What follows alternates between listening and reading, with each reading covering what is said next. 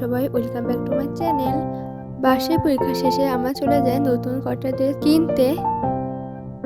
এছাড়া বিভিন্ন জিনিস কিনেছি বাসায় চুড়ি বানানোর জন্য। 23 তারিখে রাতে হঠাৎ সিদ্ধান্ত হয় যে আমরা ঢাকায় যাব একদিনের জন্য। সম্পূর্ণ রাস্তায় অনেক কুয়াশাচ্ছন্ন ছিল এবং আমরা সূর্য উদয় দেখতে দেখতে যাচ্ছিলাম। এরপর আমরা গোপালগঞ্জের একটা সুন্দর রিসর্টে নামি।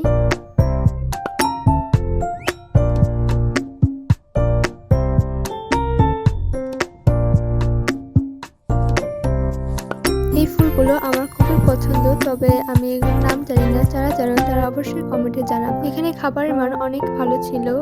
এখানে আমরা আধা ঘন্টার জন্য ব্রেক নিই এবং ঢাকায় পৌঁছে যাই 10:30 বা 11টার দিকে।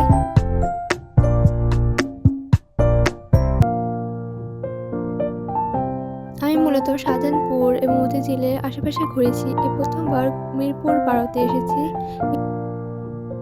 এখানের পরিবেশ অনেক সুন্দর এবং রাস্তাঘাট অনেক পরিষ্কার দেখে আমি খুব মুগ্ধ হলাম।